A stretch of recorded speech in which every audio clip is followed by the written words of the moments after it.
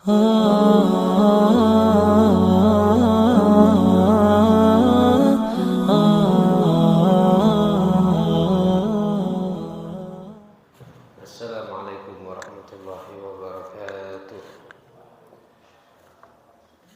Bismillah, alhamdulillah, wassalatu wassalamu ala rasulillah Muhammad bin Abdillah wa alihi wasahbihi wa ala ba'd. La hawla wa la quwwata illa billahil azim. Subhanak la ilma lana illa ma 'allamtana innaka antal alimul hakim. Rabbi shrah li sadri wa yassir li amri wa hlul 'uqdatam min lisani yafqahu qawli wa shrah li sadri bi jahin nabi wal ashabi wal ali. Bismillahirrahmanirrahim. Faslun 'alaika ya akhi bi islahis sariratik. Wa'alaika hendaknya bagi kamu ya akhi, wahai saudaraku, bi islahi sariratik, untuk memperbaiki hati kamu.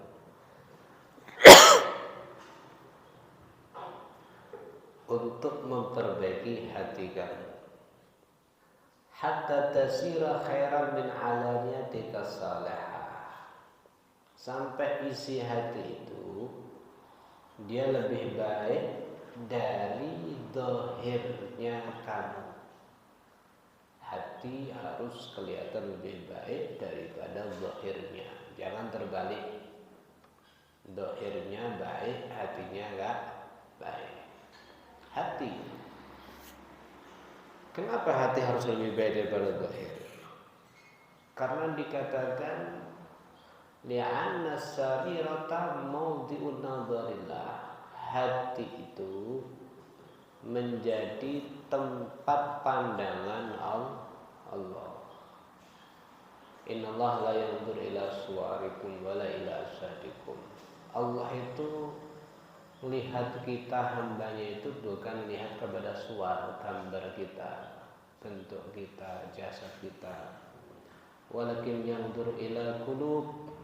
Allah itu menyaksikan isi hati. Maka ketika setiap saatnya kamu sadar bahwa hati kamu menjadi tempat fokus pandangan Allah, maka jangan sampai hati itu enggak baik. Hati itu masih melakukan sesuatu yang dilarang oleh Allah. Kemudian kalau hati sebagai tempat fokus pandangan Allah, demikian zahir kamu sebagai tempat fokus pandangan makhluk. Kalau seandainya kamu membuat orang curiga, ketika kamu membuat orang curiga sehingga muncul suudzon sama kamu, muncul prasangka yang enggak, maka jangan salahkan kecuali diri kita sendiri. Makanya dalam bahasa akhiful khibbah wa alimun nikah. Kalau seandainya dalam konsep perkawinan, kalau masih khidbah lamar, jangan banyak yang tahu. Tapi kalau sudah sama-sama setuju menuju kepada pernikahan, a'linu, umumkan. Sehingga apa? Pasangan gandeng arek wedok iki nek sing suudon iki nonton. Kayak sapa itu ngundang gandeng wirawiri. Ra krung kabare rabi kok ngundang gandeng ya. Makanya kalau zahir itu sebagai tempat pandangan manusia, maka zahir juga diperbaiki. Jangan kamu berekspresi, berbuat sehingga menimbulkan curiga. Ya. Cuman di sini kalau kita pahami, Allah Subhanahu wa taala tidak pernah menyinggung antara zahir dan hati di dalam kitabnya, kecuali apa? Selalu didahului dengan menyebutkan hati lebih dahulu. Menunjukkan apa? Hati ini mungkin jauh lebih penting untuk diperbaiki. Sehingga di dalam doa Nabi kita Muhammad SAW belum mengatakan Allahumma ij'al sarirati khairan min alaniyati. Ya Allah, jadikanlah isi hatiku itu jauh lebih baik daripada zahirku. Itu Nabi Muhammad. Tidak Allah sebutkan di dalam ayat kecuali hati sama zahir badan bersamaan, tapi lebih dulu hatinya. Ya, kemudian dalam doa itu disempurnakan waj'al ala niyati salihah.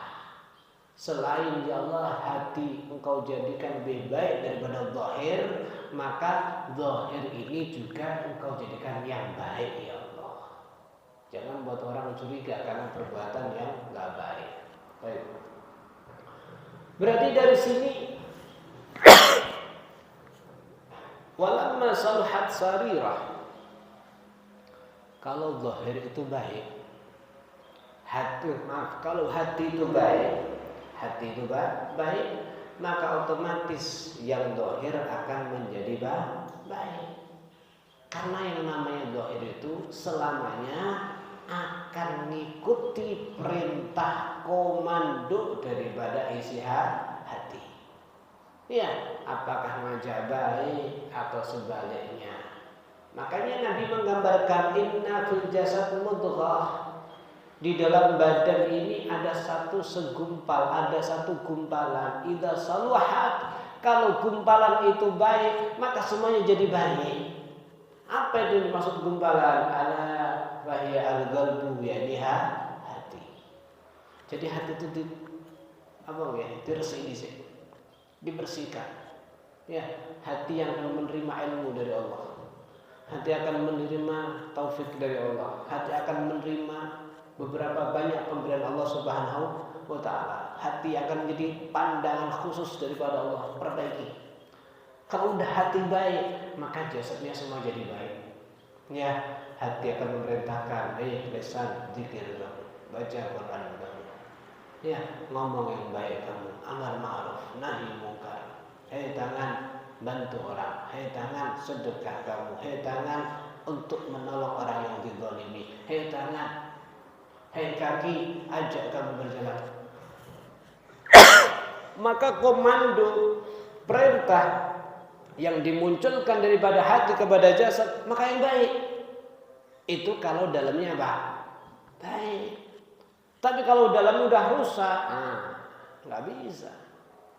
Maka daripada itu, kalau ada orang misalkan gini, dia mengaku anal sarirah amirah, saya ini punya hati udah baik, akan tetapi secara zahiriyah bagaimana dia telah menentang syariat, menentang agama.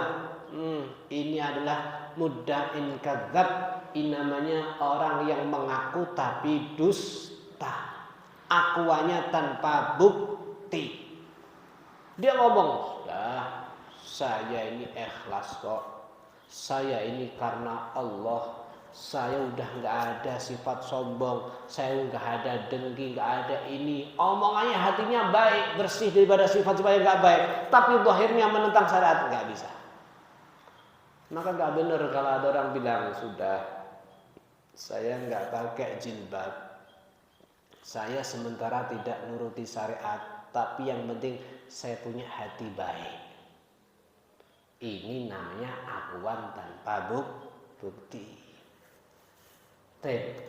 Berarti dari sini, waman istahad fi islahi alaniyatih.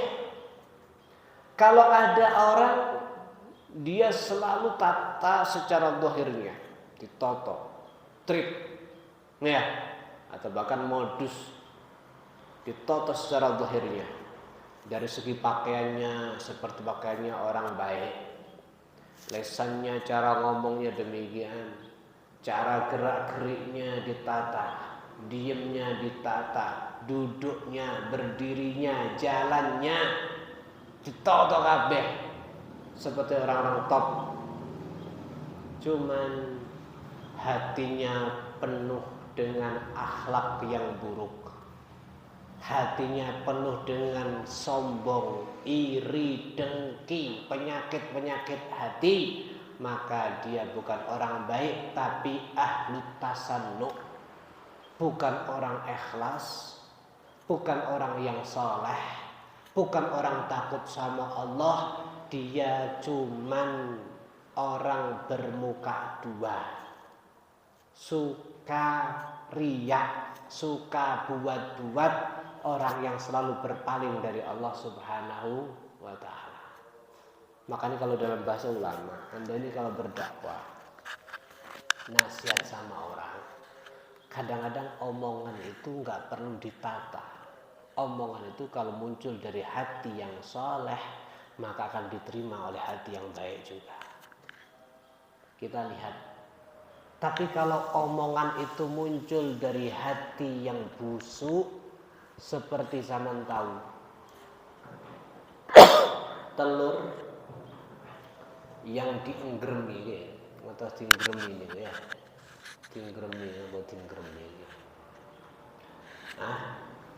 didekemi ibunya itu ya, terus kemudian nggak jadi, namanya telur busuk.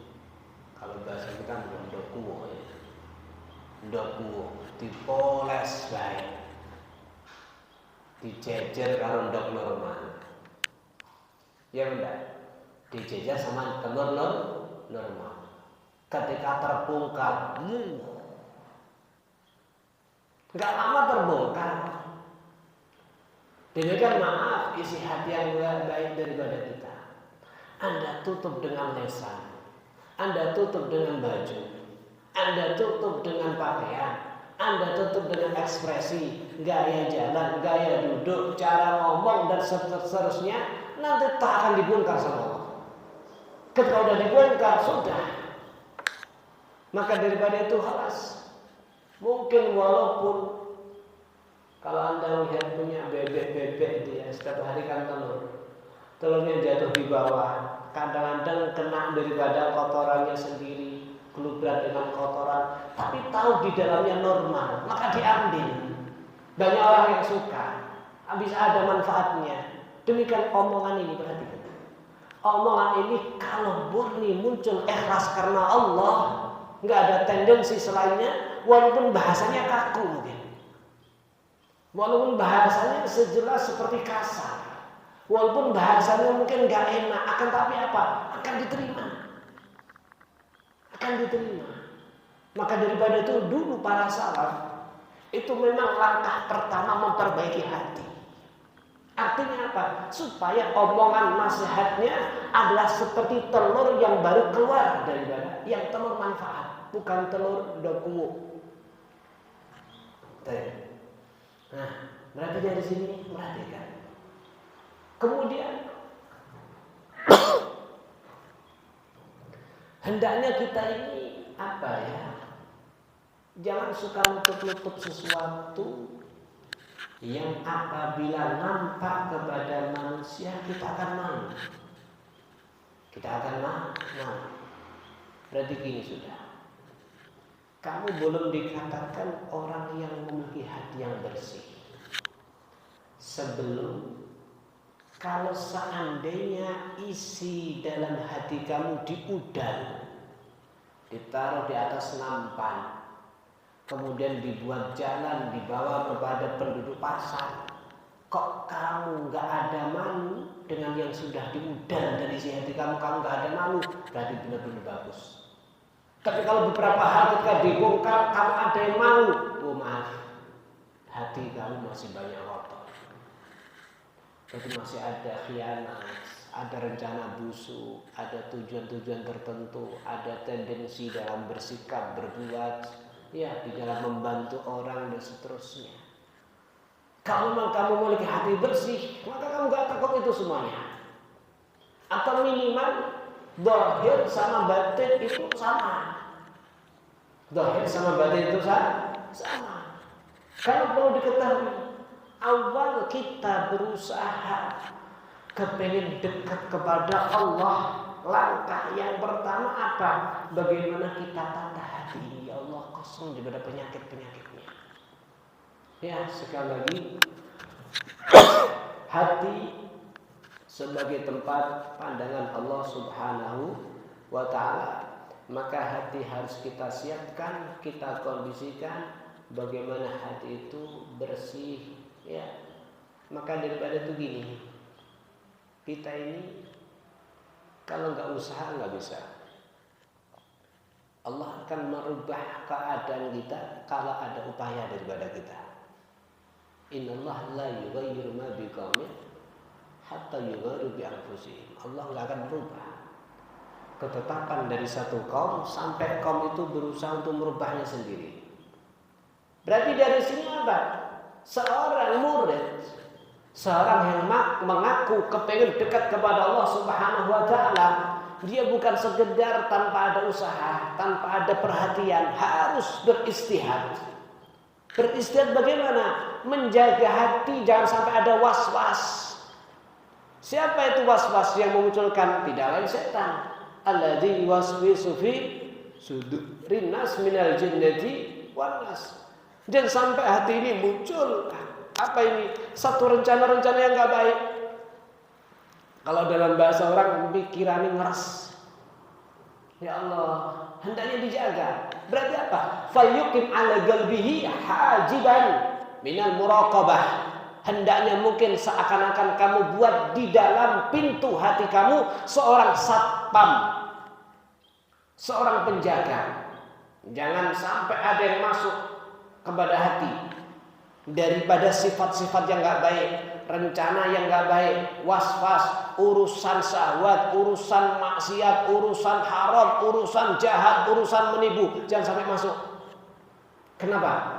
Fa inna idza dakhalathu afsadathu.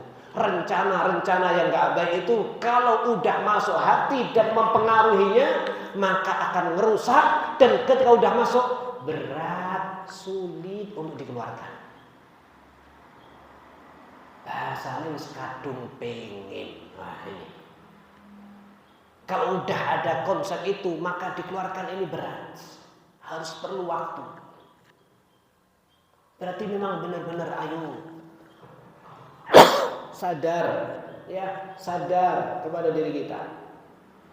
Dan benar-benar kita maksimalkan di dalam membersihkan hati. Karena hati sebagai tempat pandangan Allah, jangan sampai hanya nuruti daripada syahwat-syahwat di dunia saja. Jangan sampai dalam hatinya ada unek-unek yang enggak baik.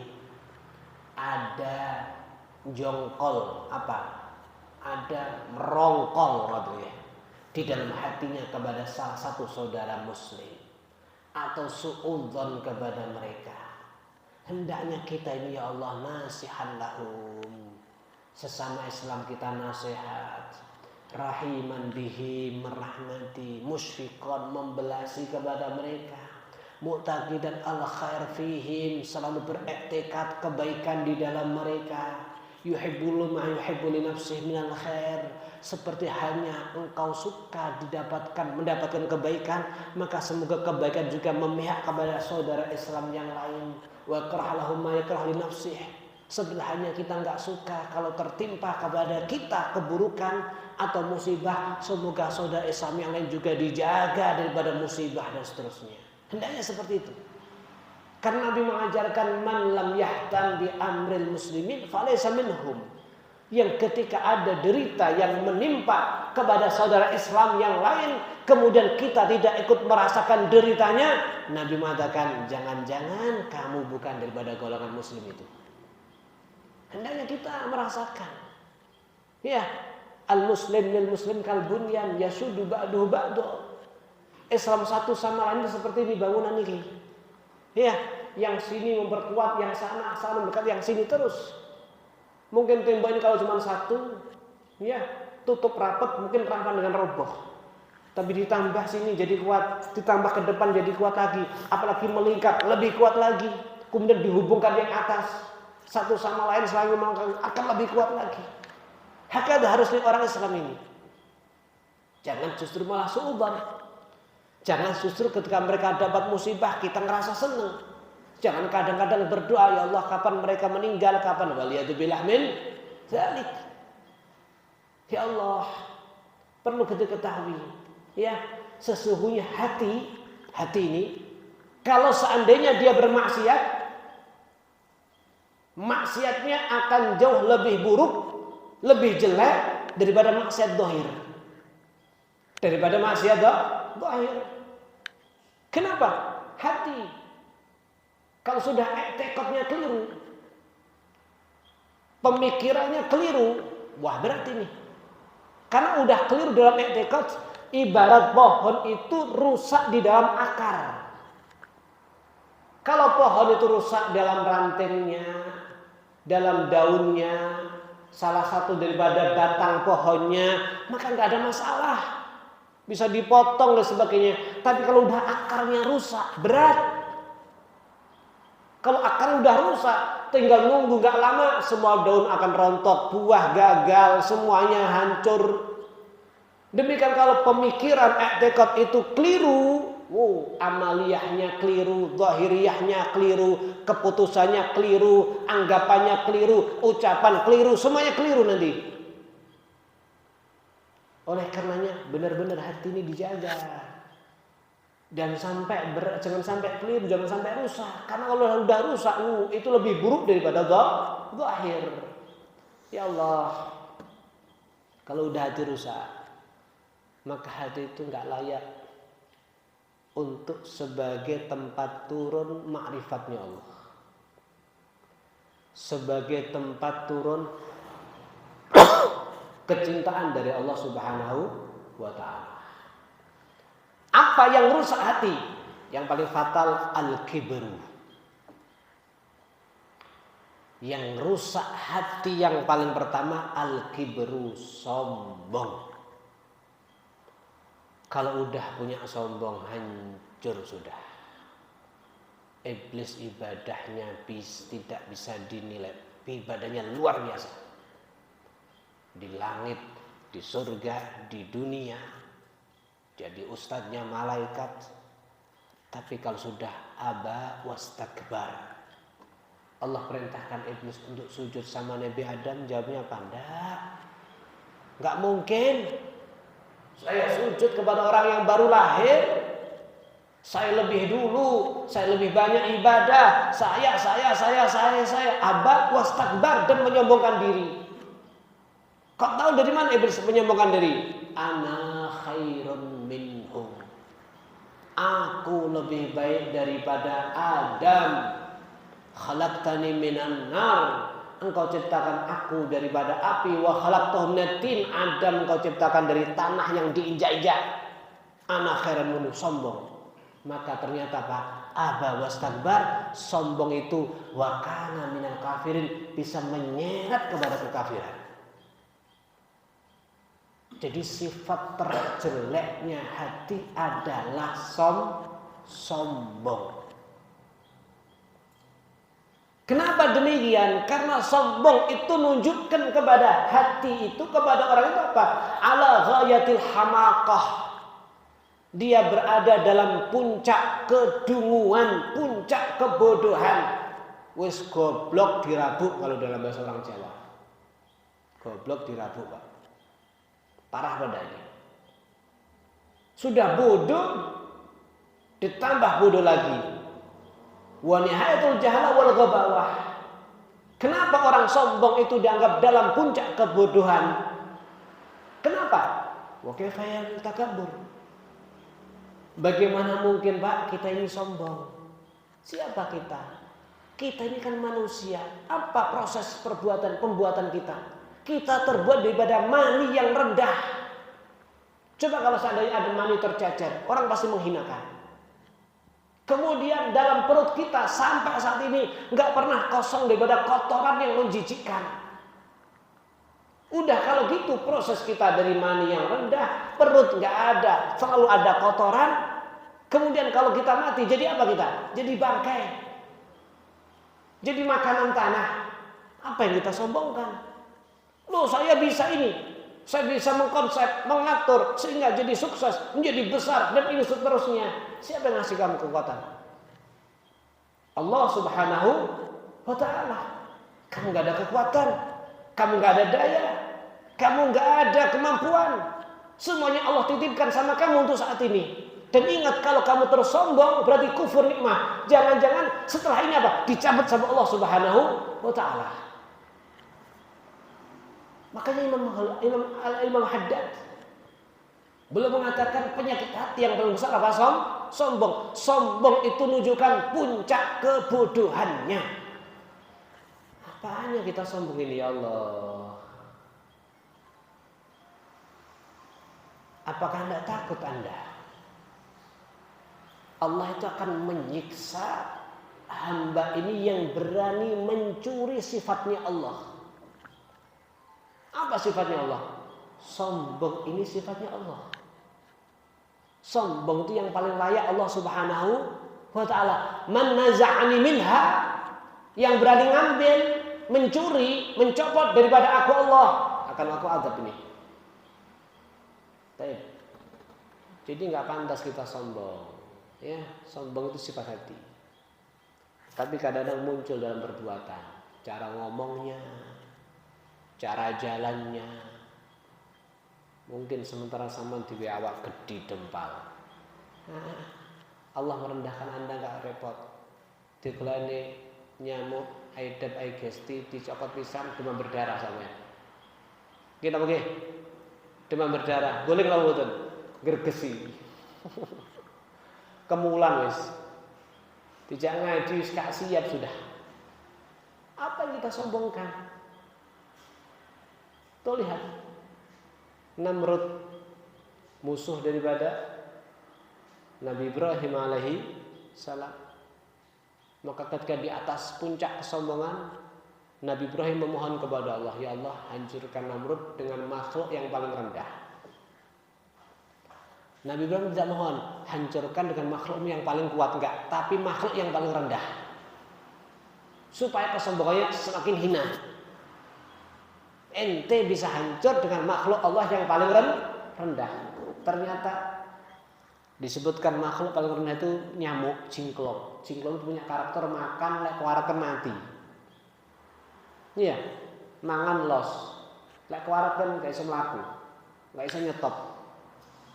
Seperti mungkin pohon kates kita. Kalau ada banjir disedot saoke akhirnya malah lemes. Atau layu akhirnya mati.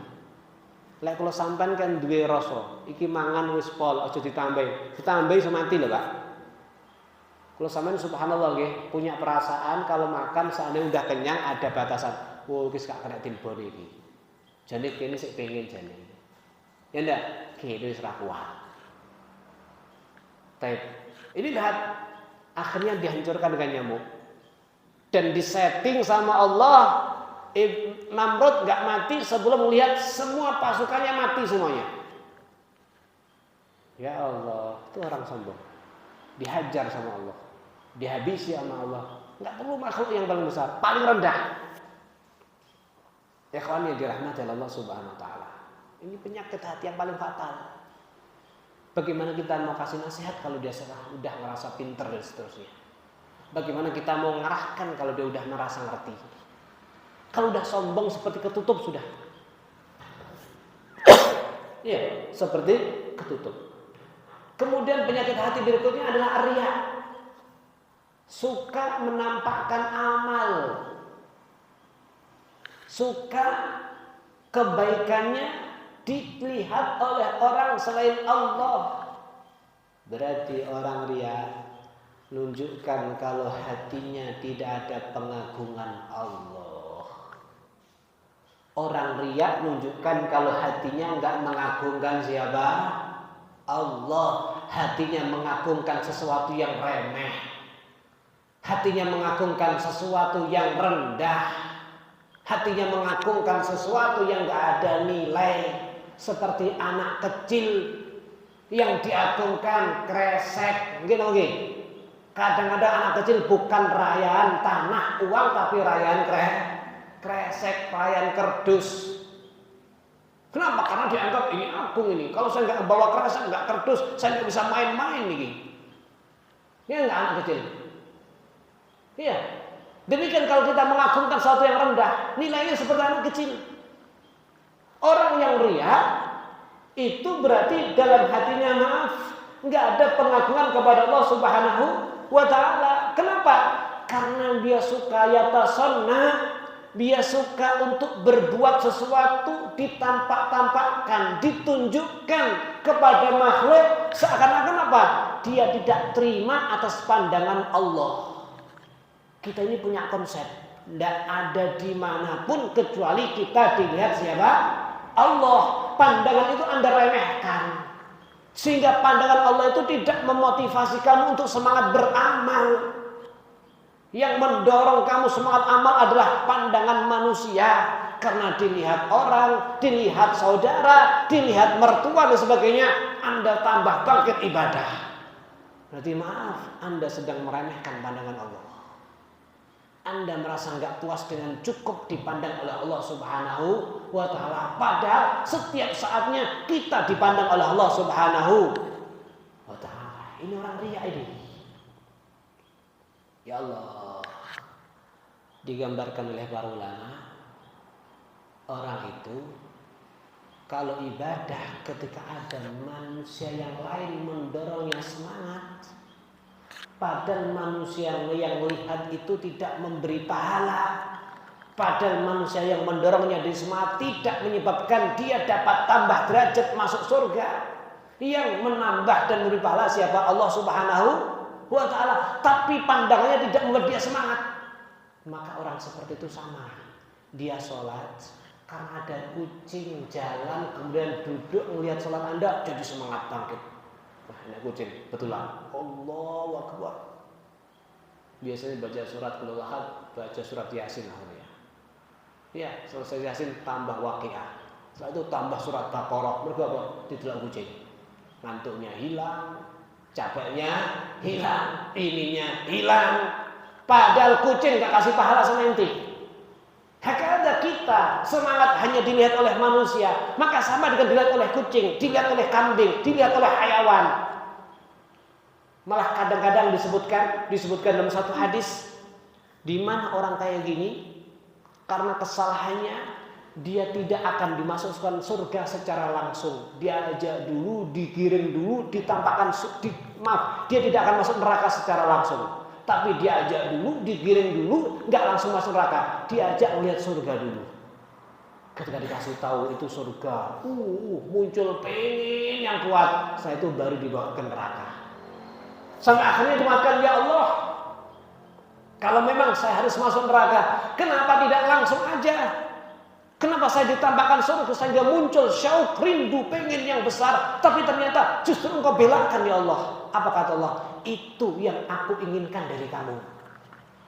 Kenapa? Bukankah kamu sewaktu hidup di dunia kamu beramal akhirat, beramal ibadah untuk aku Allah, tapi kamu tampakkan hanya saja, ya, kamu tampakkan untuk aku Allah, tapi padahal untuk manusia. Seakan-akan seperti agama, seakan-akan seperti taat, seakan-akan seperti akhirat, tapi ternyata tujuan kamu daripada dunia. Makanya disebutkan betapa banyak amal secara zahir akhirat, tapi hakikatnya dunia. Tapi sebaliknya betapa banyak amal secara zahir dunia, tapi ternyata akhirat.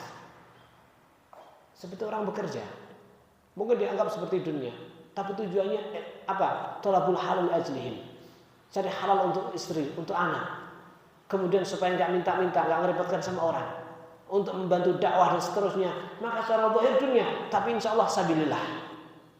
Ini fulan bin fulan cari makan lewat agama, secara dalam ibadah, tapi ternyata dunia. Ya Allah. Berarti di sini orang yang beramal soleh, yang merasa senang dilihat manusia. Kenapa senang dilihat manusia? Supaya ditakzim, diagungkan, dihormati, digek-gekni kalau dalam bahasa Jawa. Ya, dibuat-buatkan. Maka dia orang yang riya, bodoh, pecinta dunia. Riya, bodoh, pecinta dunia. Kenapa? Karena orang yang zuhud. Ya, karena orang yang zuhud, orang yang enggak cari kecuali ridho Allah, pujian tidak membuat dia menambah, cacian juga tidak membuat dia mengurangi. Tapi kita kadang-kadang dipuji, akhirnya dikeluarkan harta semuanya, bahkan dipaksa karena dipuji. Tapi karena ada cacat sedikit kita berhenti, maaf. Ya, mungkin ada konsep yang enggak benar dalam hati kita. Ya Allah, Kita hanya bisa memohon kepada Allah Subhanahu wa taala semoga hati ini dibenarkan oleh Allah Subhanahu wa taala, dituntun kepada jalan yang diridhai. Tidak ada target kecuali ridha Allah Subhanahu wa taala, bukan popularitas, bukan pujian, bukan daripada kedudukan di hadapan manusia. Kita hanya berharap ridha Allah Subhanahu wa taala. Ya Allah, yang sulit daripada hal itu untuk kita, maka semoga dimudahkan oleh Allah Subhanahu wa taala. Kita tidak bisa minta kecuali kepada Allah Subhanahu wa taala. Yang sulit bagi kita, kalau Allah menghendaki, semua jadi mudah insyaallah. Amin Allahumma amin. Ikhwan yang dirahmati oleh Allah Subhanahu wa taala. Ya Allah. Berarti dari sini sudah.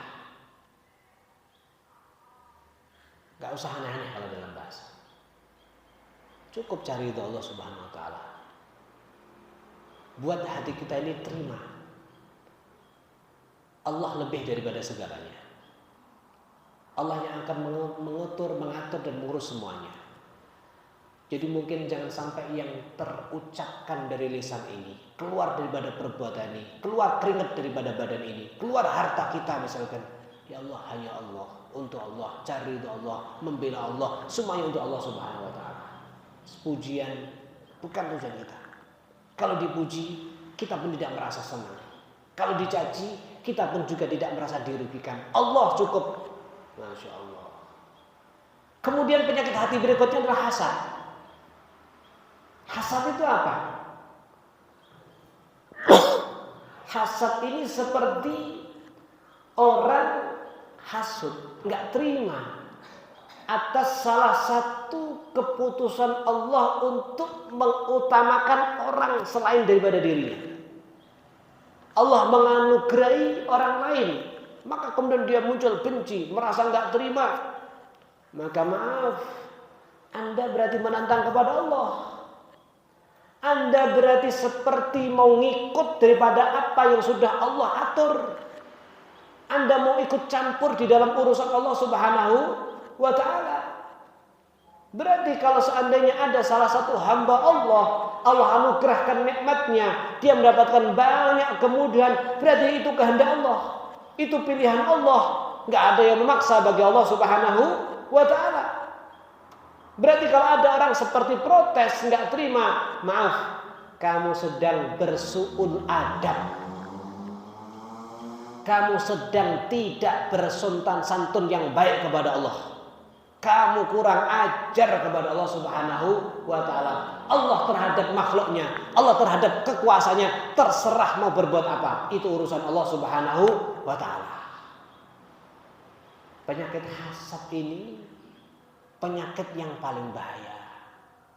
Bagaimana Nabi sampai diajarkan wa min syarri hasidin idza hasad. Itu penyakit bahaya. Tapi seandainya kalau kamu mau berpikir, kita mau berpikir, tidak ada penyakit yang paling bodoh, tidak ada dosa yang paling bodoh seperti hasud. Kenapa? Dia rugi secara diri sendiri, secara fisik dan secara agama. Al-hasad yaqulu al-hasanat kama ta'kulun narul hatab. Hasud, iri, dengki itu bisa membakar seluruh amal baik Anda dengan cepat kilat seperti api membakar kayu bakar. Amal baik Anda seperti kayu bakar. Setiap hari Anda datang ke mana? Kepada hutan, mengumpulkan kayu. Telah terkumpul banyak, di dalamnya ada api, tidak segera Anda sikapi. Di dalam tumpuan kayu Anda ada api, tidak segera dituntaskan. Enggak nunggu 1 minggu, 2 hari habis sudah. Ibadah kita ini, kita sholat, kita jamaah, kita baca Quran, kita sedekah. Tapi kalau ada penyakit hasud, hancur itu semuanya sudah. Akan habis itu semuanya. Maka daripada sudah. Hasud ini apa? Satu kebaikan Allah berikan kepada orang lain, kita seperti nggak terima. Pernah satu diskusi antara Fir'aun sama setan. Ini sama-sama musuh beratnya Allah Subhanahu wa ta'ala. Setan dia berkata kepada orang yang selalu nurut kepada dirinya. Maka kata setan, kata iblis, seperti kamu nyenengkan sama aku, maka permohonan kamu saya kabulkan. Jalu opo. Ini ya, jalu opo sampean. Maka katanya, saya nggak minta macam-macam. Ya, kemudian ada apa? Saya bercerita. Apa cerita kamu? Saya punya tetangga, dia punya sapi. Sapinya mana lancar, berkembang. Kata setan, ya sudah, berapa tetangga punya sapi? 5, kamu tak kasih lebih daripada itu, 2 kali lipat atau 3 kali lipat. Maka ternyata dia mengatakan, setan, saya nggak minta itu. Apa? Saya minta supaya sesapi tetangga saya hancur mati semuanya. Nanti kalau kita lihat ini, kayak si api setan daripada manusia yang hasud ini. Iya benar. Makanya ketika setan datang kepada Fir'aun, dia ketuk pintu, tok tok gitu. Maka langsung masuk, ya masuk. Siapa di luar? Setan di luar menjawab, laiknya tulis sampan pangeran masuk raroh, sapa nek jopo. Kan Fir'aun mengaku apa? Tuhan. Ya sudah kamu masuk wayang terlaknat, ya ini setan. Wis padha iki. Akhirnya lungguh diskusi. Kata Fir'aun kepada setan, setan iblis, ada toh orang yang lebih buruk daripada kita berdua. Jadi nyadar sebenarnya ini. Ada toh orang yang lebih buruk daripada kita berdua. Ada. Siapa? Dia cerita saudaranya tadi. Ya, dia cerita saudaranya tadi. Padahal saya tawarkan, kalau tetangga kamu punya sapi 5, saya kasih kamu 10 atau 15. Apa jawabnya? Saya enggak minta 10 atau 15, tapi saya minta hancurkan, matikan semua sapi tetangga saya. Berarti hasud itu rusak sudah. Dan ingat ya, manusia itu penuh diiringi oleh orang-orang yang hasud kepada kita. Kullu ni'matin mahsud. Setiap nikmat yang Anda terima daripada Allah, pekerjaan lancar, mungkin hidup enak, keluarga mapan dan seterusnya, pasti ada orang yang iri kepada Anda. Pasti. Apalagi ulama. Kadang-kadang yang iri itu selevelnya. Bakul minyak wangi sendiri bakul minyak wangi. Gini oke. Petani sendiri napa? Petani. Ustadz sendiri siapa? Ustadz. Nggak mungkin tukang cukur iri sama ustadz. Ya, pasti sudah. Kullu nikmatin mahsud. Setiap nikmat diiringi orang-orang yang hasud kepada Anda. Lantas bagaimana? Hasad ini adalah api.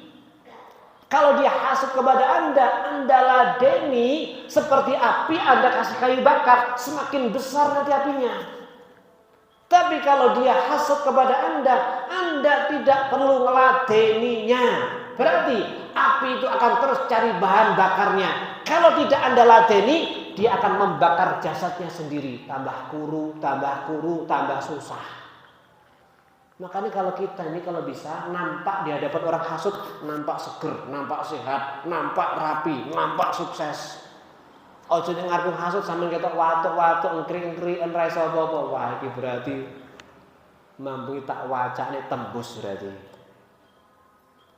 Nampak seger. Iya, kan tambah kurang ajar, tambah susah. Dan tidak perlu kita ladeni. Kalau kita ladeni sudah, nanti keenaan dia. Biar mati dengan sifat hasud itu sendiri. Roh sampai tambah sukses, tambah waduh kurang ajar, tambah susah, akhirnya hancur sendiri.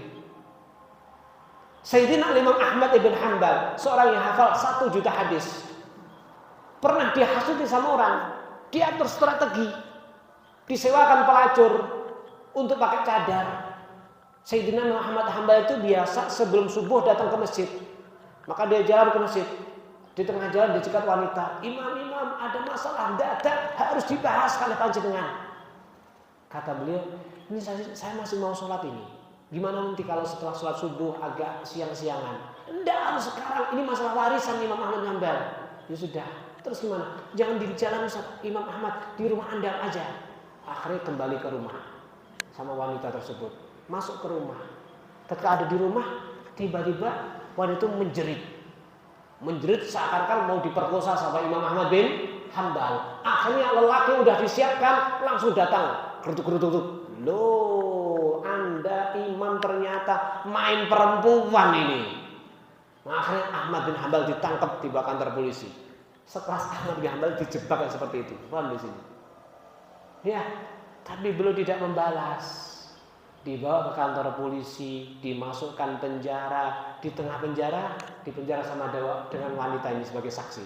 Beliau sholat, lihat Imam Hanbal difitnah yang seperti itu, perempuan itu lilih, ya Allah, saya memfitnah orang yang soleh. Dia tidak memaki-maki saya, dia tidak mengancam saya, dia tidak memukul saya, dia cuma sholat, dia cuma menghadapkan kepada Allah Subhanahu Wa Taala segala masalahnya, segala fitnah yang terjadi pada hidupnya.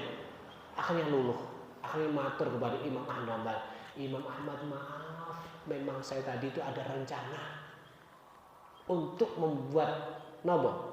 Kalau dalam bahasa menjatuhkan pamor nobo jenenge. Ya, membunuhan karakter. Membunuh karakter supaya karismatiknya hilang daripada masyarakat. Terus tapi saya tidak tega. Saya tobat Imam Ahmad bin Hanbal. Kata beliau sudah. Ini pakai cadar. Kalau ente pengen tobat, sekarang ente bilang sama penjaga itu, ente mau pulang sebentar. Tapi ternyata ente jangan pulang. Ente datangi ke rumah sana, itu di situ ada istri saya. Kemudian istri saya suruh gantikan posisi ente.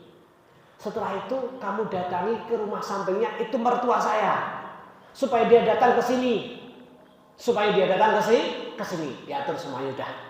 Maka wanita itu keluar, istri Imam Ahmad bin Hanbal masuk, kemudian mertuanya datang. Ketika semua lelaki yang sudah disiapkan untuk menyaksikan saksi palsu atas keinginan buruk Imam Ahmad bin Hanbal, maka Imam Ahmad bin Hanbal menjawab dengan simpel, maaf, kenapa saya disuruh mau memerkosa wanita? Dia ini istri saya kok. Bagaimana mungkin? Kan dia menjerit ini sebagainya. Kalau nggak percaya, suruh dia buka cadar dan tanya kepada orang laki di sini. Dia mertua saya. Dibuka cadarnya, dilihat oleh mertuanya.